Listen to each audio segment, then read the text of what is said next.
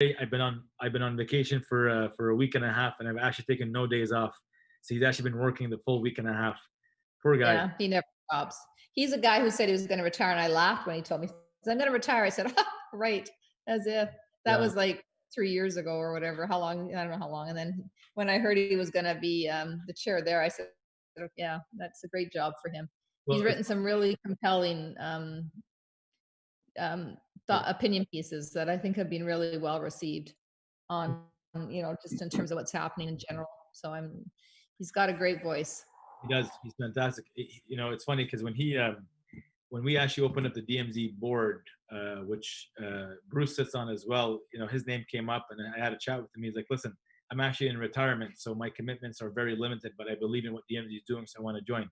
So he joined us for 3 years, then he moved on to join Mars as CEO. So he always tells the story about how DMZ was the first taste of non-retirement that got him out, and he blames us for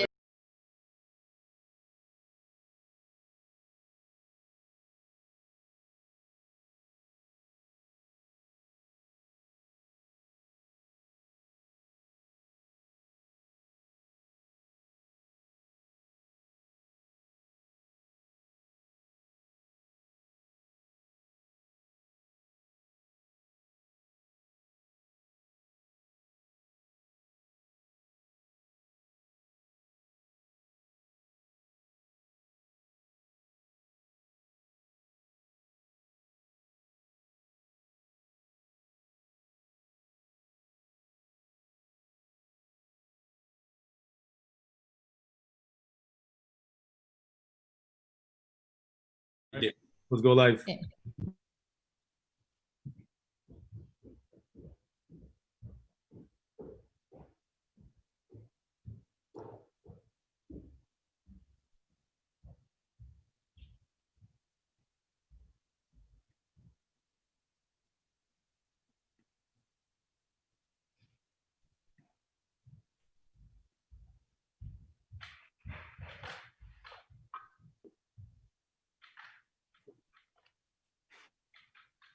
So we are live. All right. Well, welcome everybody, and good afternoon.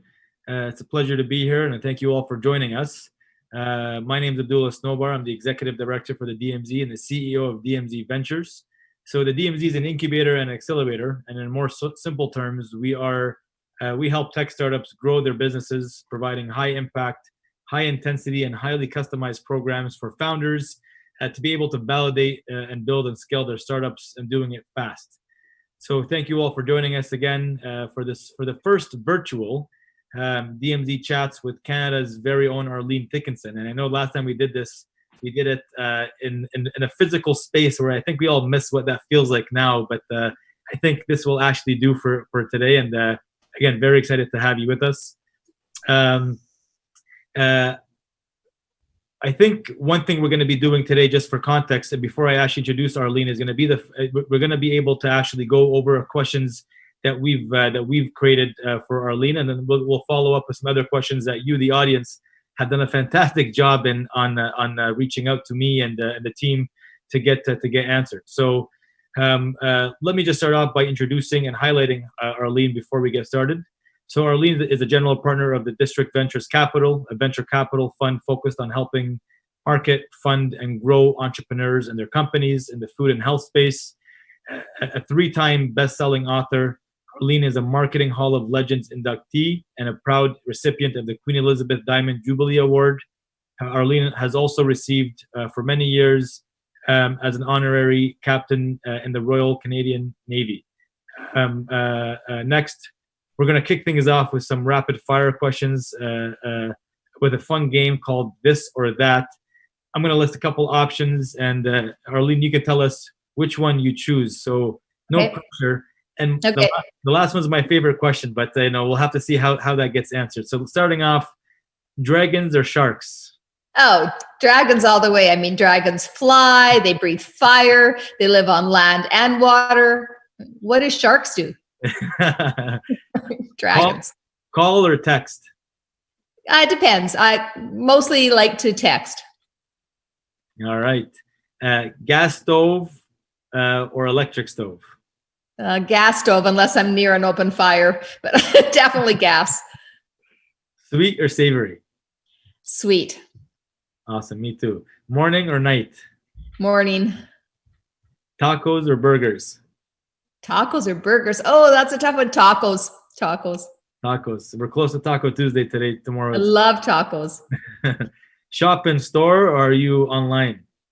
Oh, you know what? I have been shopping a lot online simply because we've had to, but I really like shopping in store, especially now because I like to support the small businesses and the small business owners. So, and I like that experience. They have overhead, they have staff that they need to pay. So I'm going in store as much as I can now. Awesome. French fries or salad? That is not even a question. That is definitely French fries. It's not even close. All right, Arlene, here's the hardest question of all, and I'm going to ask that we really think this one through. Okay. Calgary or Toronto? No, I refuse. Like I'm pleading the fifth on that. That's impossible. I love Calgary and I love Toronto. I am like truly sorry. I'm a sorry Canadian because I can't answer that. Awesome. Well, thank you very much. Those hopefully that gives the audience a bit of intel about your passions and what you love to do. We'll get right into it, and let me start off by kind of relating it to something that we're all very familiar with, which is COVID-19. So, Arlene, the COVID-19 pandemic has come with a lot of unforeseen circumstances, and I think we've seen a lot of unfortunate realities in regards to millions of people being laid off their jobs. There's a lot of people who are considering getting a new job or new career paths, and even starting up their own businesses. And just from your perspective, what advice can you give someone that's looking to reinvent themselves and begin something new, but doesn't know where or how to start? Yeah, it's funny. I think about what's going on right now, and there's so much uncertainty that's happening, right? And there's a lot of fear that goes along with that uncertainty. But really, we're at a time and place where we have been given the gift of time. There is time that we've had that now that we haven't had for a long time. And that time is something that can be put to good use in terms of starting your own business. I think entrepreneurs look at uncertainty as opportunity. And so if you're thinking about uncertainty, you're seeing what the opportunity is all around you, and you're thinking about how to go ahead and start a business. I do think that, my book, I mean, when I think about reinvention, and in the book I wrote on reinvention, I talk about the things you can do to try and get yourself down that path. There's 4 real key steps I talk about. They're all C's. So the first step is counterintuitive. Most people think about reinvention as I want to move forward and I want to do something different. But in order to reinvent yourself, you have to actually look backwards. And people don't always want to look. We don't like looking at our past. We don't like looking at all the mistakes we've made and thinking about what led us to where we are. So, look backwards in order to be able to go forward. That's number 1. Number 2 is currency.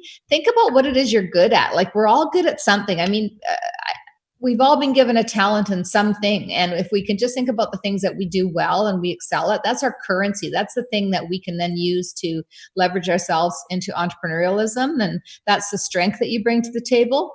And then the third C is core purpose. I hear a lot from people, they talk about, oh, you have to find your passion.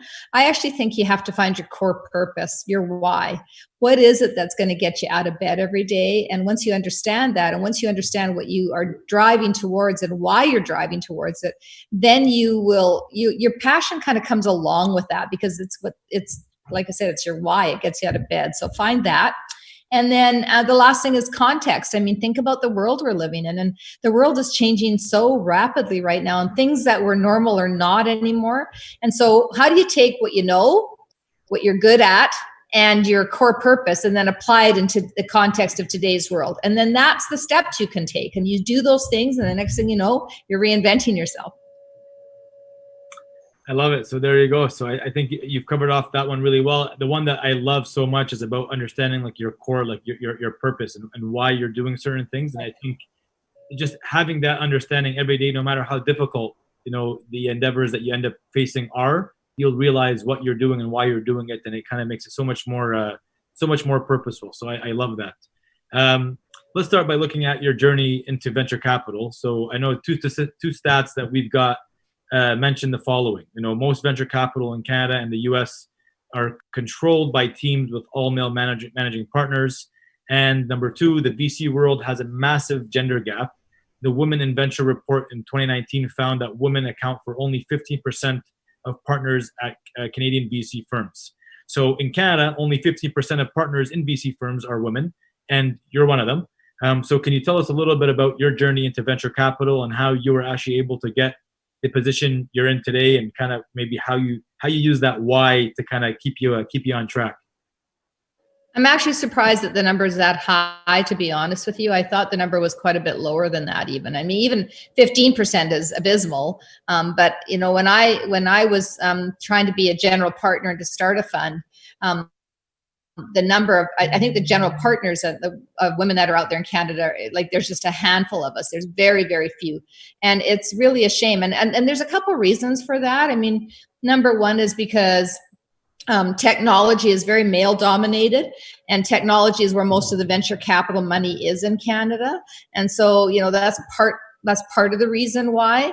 And then, but there's just all these challenges in general. I mean, in Canada, the whole notion of when I started the fund was, I believe, I mean, maybe I can go back and tell you a little bit why I started the fund and what that meant in terms of having to break through as a female in the VC space. So when I started the fund, I did it because I believe that no resource should leave our country, like no resource should leave our country without value add. In other words, like we've got to add value to the commodities we have and to the things that we have here as raw ingredients before we ship them to other countries, who then turn them into products so we can buy them back.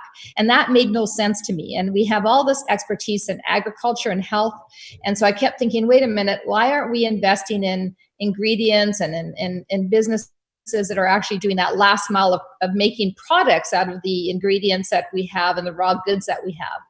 And so I decided to start a fund in that space. And it was really challenging. You know, people will look at me and say, oh yeah, well, you're a dragon. You went out and just raised money. It wasn't that simple at all. I had to go and spend a few years of knocking on doors and getting a lot of people saying no to me because A, it wasn't a tech fund, and B, it was in a space that in Canada, nobody had created a fund in. So, you know, I was basically trying to create two new paradigm shifts, which is A, let me start a fund. I'm a female. I'm going to start a fund and I hadn't done it before. And B, I'm going to do it in a space nobody's done it before.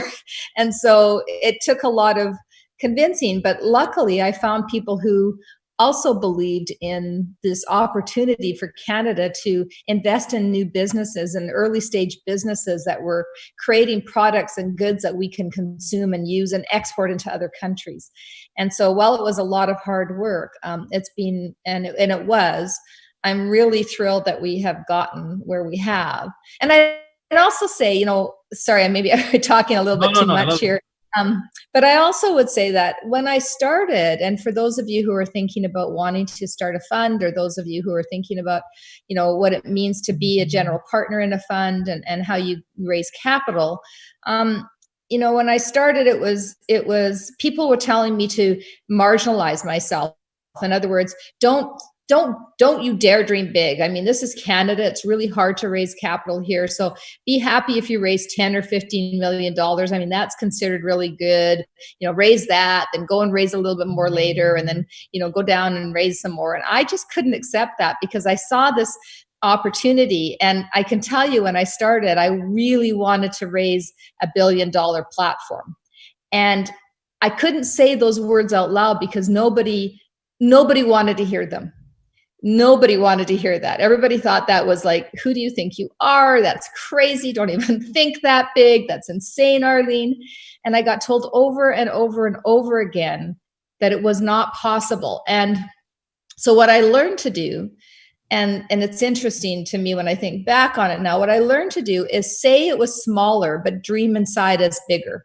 And so I would say to people, you know, I really want to raise a $25 million fund. But in my head, I kept saying over and over, I am going to raise $1 billion platform, and I am going to raise $100 million for this first fund. And I knew to get $1 billion platform, I had to raise the $100 million. And so, but I couldn't say that out loud because nobody wanted to hear it. Nobody believed it. It just wasn't something that was happening in Canada. It was a new space. but you just kind of you have to sometimes play to your audience. So if people wanted to hear $25 million, that's what I would say. But I just kept going.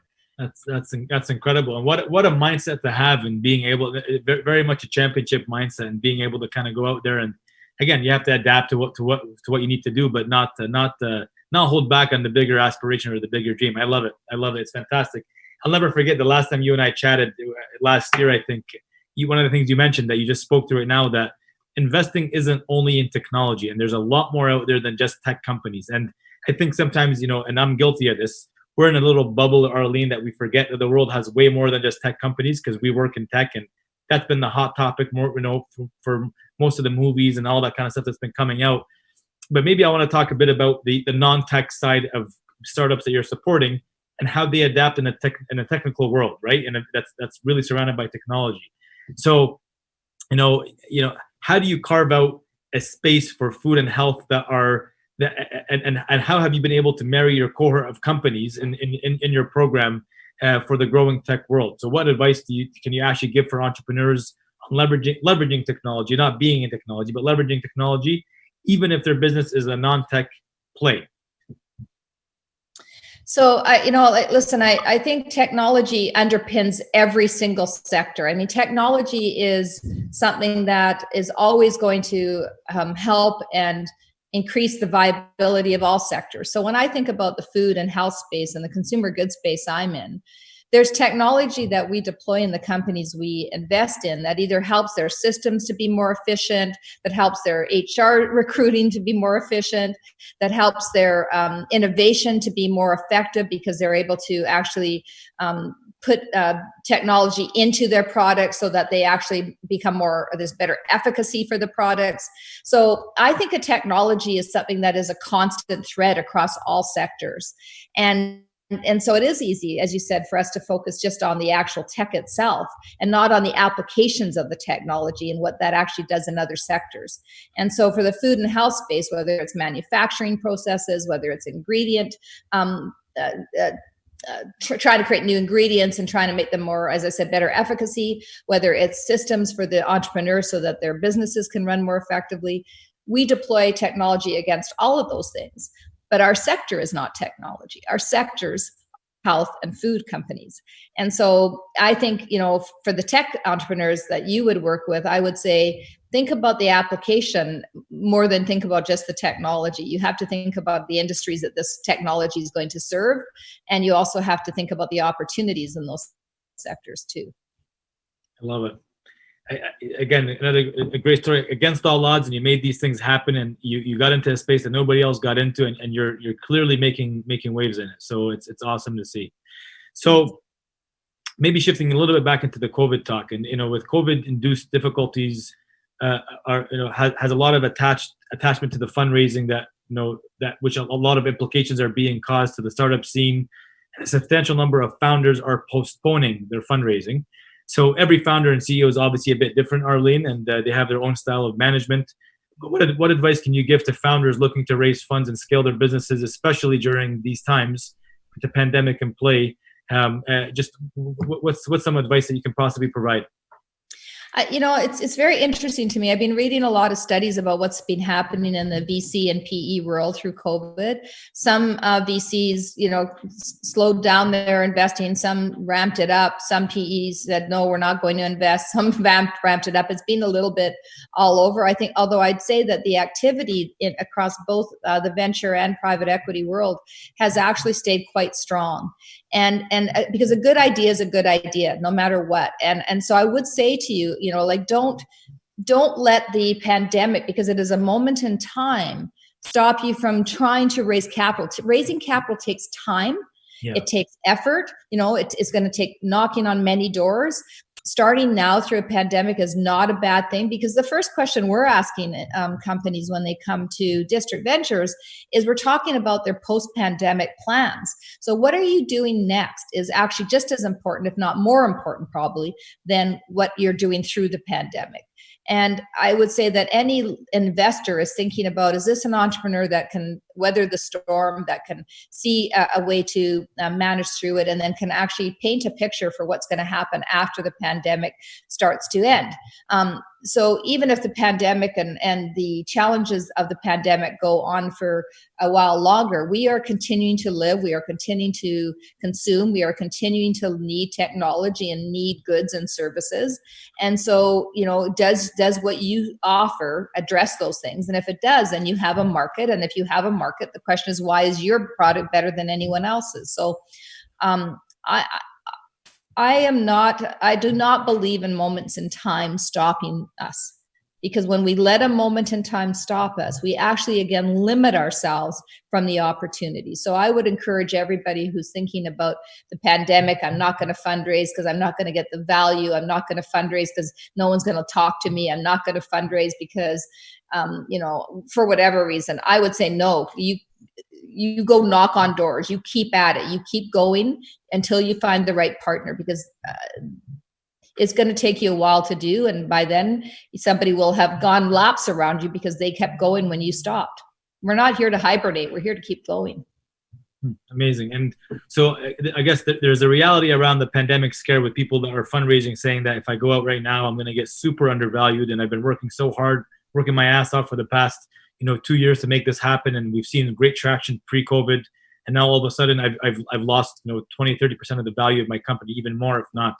I guess the same response is just keep going until you find the right person. Well, listen, I understand, and I take the point that your company may be worth less, but the value of having a partner who's going to stay with you through the pandemic and through the hard times, and who's going to believe in you now, can be very priceless later on. So there's a balancing act you have to play here. And frankly, I think technology companies have been overpriced and for quite a while. And maybe this is one of the things that's going to bring that pricing down to reality.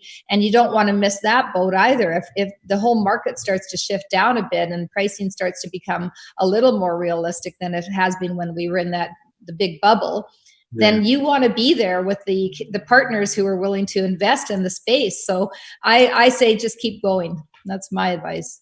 Well, I bet from the hundreds of people on this call right now, I guarantee you the majority would want you as a partner on site. So maybe next time we should do an edition of Dragons.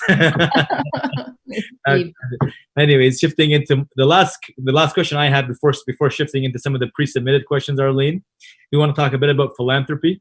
So Canada's costliest natural disaster was the 2013 super flood in Alberta, which washed away across approximately 1/4 of the province and through the heart of Calgary. Sadly, there was as much as actually about $6 billion in financial losses and property damage across southern Alberta. I think you personally saw the flood damage your offices, and really, you were, really turned things upside down.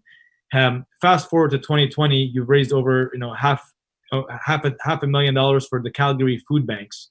So can you tell us a bit about that experience and what it taught you as an entrepreneur in terms of being resilient and how these learnings applied to your efforts in securing almost $500,000 for the Calgary food banks?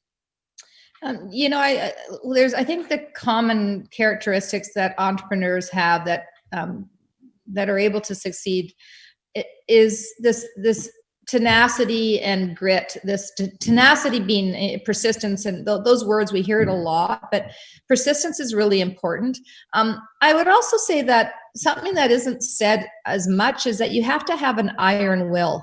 You have to have kind of like a Teflon will. You have to have the ability to let the negative things kind of slide off you and keep going, because you are going to hit negative things. I mean, I couldn't have predicted the flood in Calgary. I mean, nobody could have. And it did almost destroy my marketing company's business, Venture Communications. And it literally almost put us out of business. And I think it is that ability to get up, as hard as it is. And sometimes, Abdullah, it is really hard. Like every entrepreneur on this call will know that there's days that you get out of bed and you just want to pull the covers over your head because something's happened that you didn't see, has blindsided you, has, your money didn't come through, your best person just quit, your top client just went to another supplier, your your marriage is falling apart. I mean, there's so many things that are happening to entrepreneurs always, and so the flood, when it happened, I didn't anticipate it. I'd been in business for 30 years. I didn't understand that something like this could actually destroy a business. And I decided to reinvent the company and build it again because, I had a whole bunch of, I had dozens of people working for me that relied on that business for their jobs. And I had clients that relied on us for the work. And so, we just dug deep and we rebuilt it. And it was interesting. And I will say to those of you out there who think failure is bad and that, admitting that your company almost went out of business after 30 years is not an easy thing to say, but it is actually the best thing you can say, because I think that turning a company around and dealing with really difficult times is the hallmark of an entrepreneur. And that's where you test your net, that's where you test yourself. That's where you start to learn what you're really made out of. Because if you're just flying high and getting great big valuations and everything's going great and the world is, life is good, you're a unicorn. Man, I've seen a lot of unicorns who ended up being not even workhorses, because they couldn't get past themselves. So be prepared to work hard and dig deep. And through all that, after, Calgary's being such a great city for me to build my business in. And it was a city that, as a female entrepreneur in Calgary, it was never about that I was a woman. It was always about what could the business do to help other people. It was really a welcoming environment from that perspective. And I will say that when the pandemic hit and when the energy sector went through what it went through, it was like the flood all over again. It was this horrible, unexpected circumstances of this perfect storm of the energy sector being decimated at the same time that the pandemic hit. And, I do believe the energy sector is a sector that's going through a transformation and has to go through a transformation into clean tech and all of the opportunities for the future. In the interim, there were hundreds of thousands of people who lost their jobs. And there was a reality to that. And there continues to be a reality to that. And so, I talked to the food bank and I found out that they were having like 400 calls a day from people who couldn't feed their families. And if that doesn't stop you and make you go, that's not okay. This is Canada. Everybody should wake up with enough food to eat and a roof over their head. And we've got to do a better job across all sectors of our country to make sure that happens. But in the city, I decided to do a Twitter campaign. And in the first couple of days, we raised $200,000. And within 9 days, we'd raised $512,000. And in the food bank, the way it works is for every dollar you donate, they get $5 worth of food because they get their food at obviously reduced prices. And so we were able to raise $2.5 million worth of food by just reaching out to people and saying, you know what, let's just protect each other. Let's help each other. Let's support each other in hard times, because it's easy to do it in good times. It's more important. And I just have to say, thank you to all the entrepreneurs that are out there that are on this call. I have seen time after time after time, businesses that were on their last legs still giving food or supplies or services or opening their doors or doing whatever they can to help their neighbors or their friends or their communities or their business sector through the pandemic. And I'm so grateful for entrepreneurs that know how to give back and understand the value of that. So for those of you who've done that are on this call, I really appreciate the thoughtfulness that has gone into supporting our communities. That's amazing. Yeah. And I've been hearing a lot of those similar stories, Arlene, as well. And I think, again, it's leadership with purpose, and I love it. Right. And it's, again, these kind of stories makes me kind of sit back a bit and just realize how fortunate we are as well living in Canada, but not without the fact that there are some circumstances that we have to be able to address, and homelessness and hunger was a big part of it. And we don't want to turn a blind eye to it. So yes. I think the efforts that you did is obviously incredibly commendable, and hopefully it resonates with more people to kind of think about beyond just what they're building, that there's a bigger community that they need to service and support throughout their journey as well. And so thank you for that. So moving into some of the questions from the audience, and before I start that, I do have to say, Arlene and I were chatting just a little bit before we kind of went live, and and we came to a quick agreement that on the room rater perspective, Arlene has Arlene has blown it out the park, and I, for one, have miserably failed. So I'll take the wisdom of this failure and learn how to address it for the next round of maybe sessions to build a bit of a more creative, decorative background. So congrats to you, Arlene, for winning the room rater battle here. So well, what I said to you is I never used to worry about it until somebody came up with room rater, and now everybody's oh my goodness, is this okay? Like I said, I think you're doing great on that background. It's fantastic. So our first question comes from Ali Morsi, who is a CEO of Deliver. And he's asking, what type of businesses do you see yourself investing in post-COVID world? And Ali is asking this because they feel that moving forward, investors are going to always be thinking about what businesses and industries will survive a global pandemic, even post-COVID. So what do you have in mind? Well, it's as I said earlier, when I went to raise my fund, it was in the food and health space. And this was, 4 or 5 years ago now when I started raising.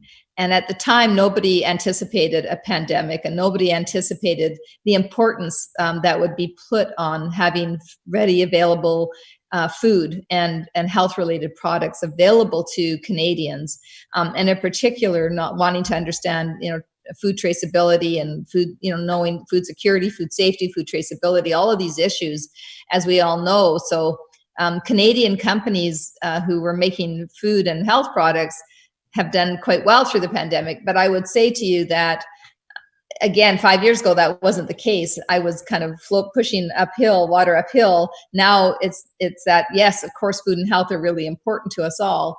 I think post-pandemic, I will continue absolutely to invest in food and health. We still need food to eat. We still need to take care of our health. Canada is a hotbed for agricultural and health expertise.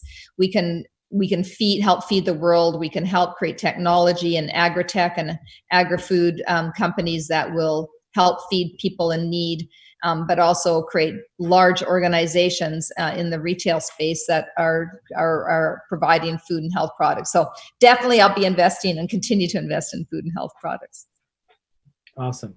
And maybe speaking of investing in, I know our second question comes from Vilar Lika, CEO of Single Key. Yep. So they're asking, what common traits do you notice? And I know you touched on this a little bit, Arlene, but what common traits do you notice that successful entrepreneurs have in common? And what do you look for in entrepreneurs when deciding to invest in them? Because I think we can all agree that a lot of the times you are investing a bit in the business, but a lot into the founders behind the business as well. So what are things that you really look for? And this is probably a direct question because they want to probably reach out to you after this to see what's possible. As I said, I think tenacity and persistence are key. But I'll tell you, having been pitched by, I'm going to guess probably close to 10,000 people over the course of the time I've been on Dragon's Den and in general, I've learned that what really matters to me are that the money needs to respect the entrepreneur, and the entrepreneur needs to respect the money. And when and what I mean by that is, I look for entrepreneurs who really aren't just when they need capital kind of poking their head up above the sand saying, I need capital, and so I'm going to talk to you. They're people that understand that we're in partnership together, and they want to actually bring that expertise beyond the capital to the table. And they really do want the intelligence and the experience and the understanding of their capital partner to come to bear. So don't pay lip service to a venture capitalist by saying, yeah, we really want you on board, and then get the money and then disappear. What you want to do is you want to create a partnership where you really are starting to gather intelligence. And I think that leads to what I really believe is one of the most important things to be a successful entrepreneur, which is curiosity. Curiosity and creativity are key elements of success. And so being curious means you're asking questions all the time. You don't think you have all the answers. You're always looking to find out more and learn more. You're seeking partners who can help you, not just with money, but with more than capital. And having creativity where you learn to practice creativity at home with your kids, whether it's just playing with them, whether it's reading, stretching your mind with new books. But I would say be creative, be curious, be tenacious, be respectful. And then I would end it with saying that I have a saying I've used for years and years and years, and that is that the best relationships are built on mutual faith, trust, confidence, and respect. And when you start there with your partnerships, you will be successful because your investors will stay with you through the long term. That's amazing. I always love how candid you are in these kind of discussions, and I think it's the best way to kind of speak to the founders. I think sometimes they're trying to, with other speakers, they're trying to navigate between the fluff and what's going on, and I love how direct you give it, and I think it helps a lot. Yeah, there's no point and it's not just about taking meetings and a fancy deck. It's not just some of our best deals have been done without the fancy deck. They've been done with just pure belief in the entrepreneur, because we could see that the entrepreneur was going to of course you need the models, of course you need the numbers, of course you need, those are table stakes. You've got to have that stuff. But then after that, you're buying into the individual. And so yeah, I agree. Our third question comes from Nicole Kindos, who's asking, what can startups do to help unify and support their staff during this time of unease? And any examples from some of the great things that you've seen, either within your own firm or others, that have actually been able to be leveraged to really ease the challenging time? Yeah, it's a great question. At Venture, we've had a tradition called Beers and Cheers, where every Thursday at 4:00 we shut down and everybody can have a social time together. Of course, that's been different with COVID because we're doing it through Zoom or through Teams. But I do think that standing up and demonstrating leadership, and that means saying to people, I don't know everything. I don't have all the answers. I will say that not to be political in any respect, but I will say that I think all of our government leaders across both parties, for the most part, not all of them, but for the most part, most of them have stood up on a regular basis and actually talked to us. And that talking to us, even though we may not have liked what they said, even though we might not have liked the answers they were giving, comforted us. And that's what leaders should do. It should calm. We need to calm people. We need people to feel secure and safe, and that we have our eye on the ball. And again, they may not like the answers that you have to say as a leader. People might disagree with you. They might feel that you're going to get accused of being insincere or inaccurate, or you're going to get all that noise. But what you have to do is be sincere and be authentic and be genuine and stand up and say, I don't know. I've never done a pandemic before. But what I do know is I'm going to help lead through this, and I'm going to ask for your input, and I'm going to talk to you regularly, and I'm going to care. And don't forget that, because the importance of communication, I think, is everything, and especially now. Love it. We only have time for a couple more questions, Arlene. So at that point, we'll. Sorry, I'm being long-winded. No, I love it. No, it's fantastic. We need to hear it. So it's great, and I know you have a busy day ahead of you as well. So we'll make sure that we get you. We get going from there. But the fourth question that we have from the audience, the virtual audience, comes from Michael Conley, who's asking, how, if at all, do you diversify your knowledge as the world around you changes? Do you have any book recommendations that are must reads that give you that perspective, other than your own, of course? But read mine. That's it. Just stop there. Read my books and we're good. Read mine. Yeah, there's so many great books out there. One that I just read recently, though, was a book called Educated by, I hope I get her, Tara Westover, I believe is her name. And Tara wrote this book. She didn't go to school until she was 17. So it's a memoir. She's a young girl. She's living at home. She's in a survivalist family, like a kind of a, I think I want to say she's in Utah or something like that, or Idaho. And so she's with her family. At 17, she goes into school, and then she goes on to get a PhD. And the whole memoir is really fascinating because it talks about education and how she gets educated. And so I love that. Was kind of a recent read of mine. But I also like Cheryl Strayed. I don't know. Here's a book. Wild. Do you remember the book Cheryl Strayed wrote called Wild? It was, and there was a movie made about it. And she was this gal that had this really very different life, and she went on and walked the I want to say the Oregon Trail, the trail that goes across Portland and Oregon. And she walked by herself. And it's a story of her kind of how she just found herself on this journey, and how she literally found herself. She found who she was. And I love that book because I think entrepreneurs go through that kind of a journey on a regular basis too. So very different books. One is a story about an individual finding themselves, and one is a story of a girl who, memoir about a girl who grows up in a survivalist family who goes on to get a PhD, and how important education is. So both interesting. Awesome. And maybe I think Idaho. Don't get me wrong, because I was like trying to dig my mind. So if I'm wrong, so I'm sorry. We will not hold you to that. Okay. But I quickly searched, and you're right. It is Tara. So educated. Oh, good. That's all that matters at that point, because then people have a framework to research. Yeah, exactly. Look online. Awesome. And the last question is probably a lot more of a personal one regarding kind of, some of the, it comes, first of all, the question comes from Jackie Hutchings. She's a co-founder at a company called A Friendlier Company. And she's asking, who were your biggest role models when you began your entrepreneurship journey, and who are they now, based on based on all the things that you've gone through in life and where you are today?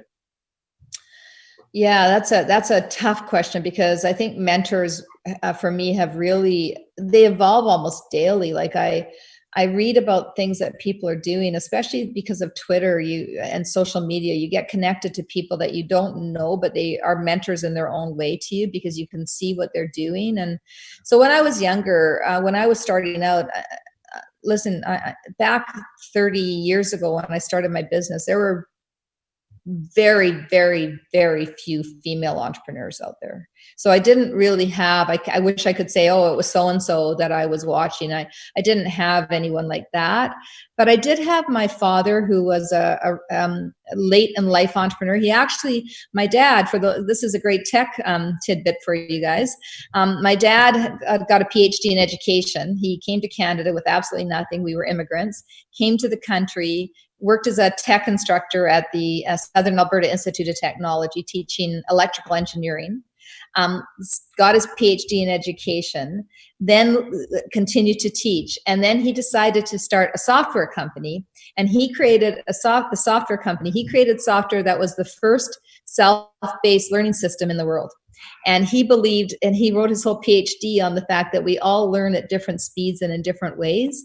And he created software to help people in post-secondary educational institutions use the software so that people could sit down at a computer and learn as they wanted to, and when they could learn it at different speeds and ways than a teacher and an instructor might give them.